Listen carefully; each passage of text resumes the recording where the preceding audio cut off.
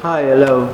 Uh, Today is the month of love, the February, and we have been off or away for almost 2 months, and we left the topic about the reluctant leader, and we have the illustration or the person that we are talking about was Moses.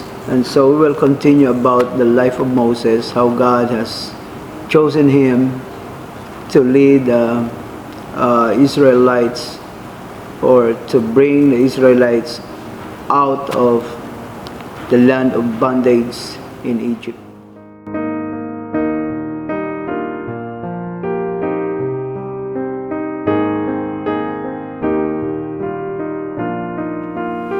So, hello mga Christian journey natin out there, here in the local and abroad, sa lahat ng taga-subaybay ng Christian journey.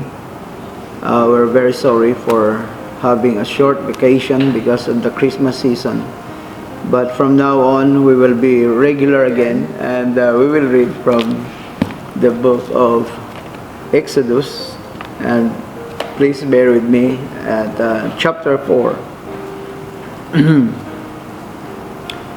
Exodus chapter 4, verse 10, pababa. Sabi rito, Moses said to the Lord, "O Lord, I have never been eloquent, neither in the past nor since you have spoken to your servant.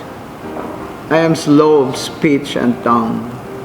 The Lord said to him, "Who gave man his mouth? Who makes him deaf or mute? Who gives him sight or makes him blind? Is it not I, the Lord?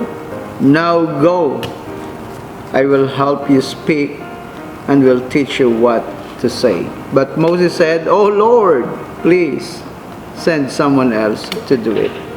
So the Lord was very angry to Moses because Moses is so reluctant. No? Reluctant means it's not willing. He's not willing. He was not willing. So Moses was very reluctant.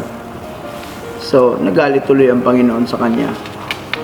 Ang kanyang dahilan, I'm not being an eloquent speaker.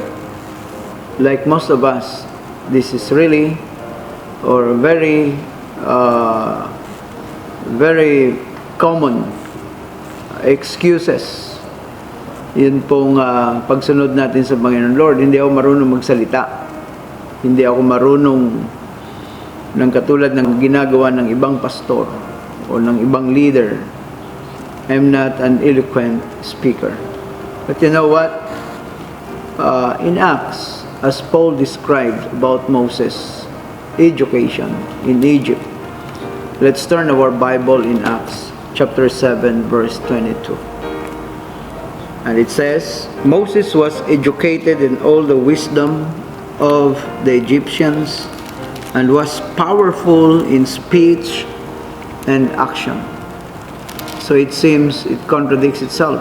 Moses said, I'm not an eloquent speaker.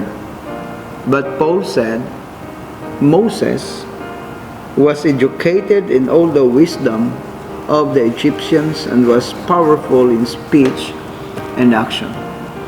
So, malinaw, it's very clear na si Moses, maybe, just maybe, or according to the word, Moses is having his excuses because he was not willing to answer God's call. But, you know, when God is calling you, He's calling you. Whatever it takes, whatever excuses you have, baliwala yung mga excuses natin sa Panginoon. I, for one, ang dami kong excuses noon. Nung ako ay tinawag ng Panginoon, sabi ko, Lord, 3 na yung kapatid ko na nagpapastor. 3 na sila, dadagdagan ko pa ba? So I was not willing then. But you know, the Lord, when He is calling you, He is calling you, and His will, always, as always, it will prevail. ano man yung excuses natin, ito ay baliwala sa Panginoon. So, God has provided all Moses wants for his ministry and to take the leadership or to take the lead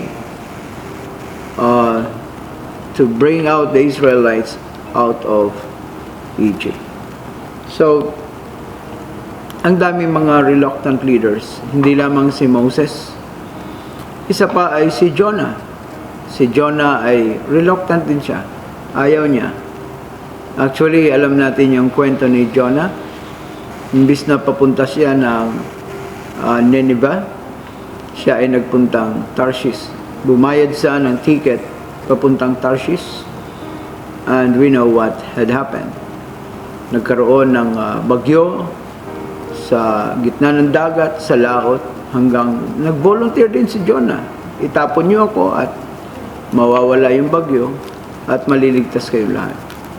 So, nag-provide din ng Lord ng balyena, sabi po ng New Testament, but in the book of Jonah, ay wala namang pangalan yung isda. Sinabi na lang sa New Testament.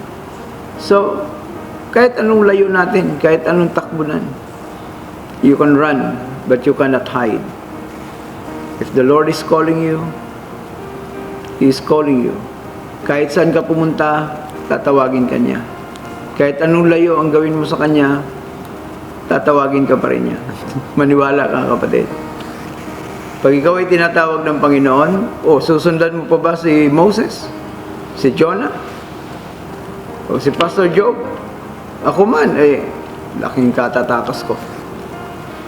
Putla na ilalamunan ko, katatakas at kadadahilan sa Panginoon. Pero, there was an instance in my life. Yun ang turning point ng buhay ko. Yun yung pinaka-crossroad sa buhay ko. That I've decided to follow the Lord. I've decided to follow Him in a full-time ministry. And since then, my life was never the same again.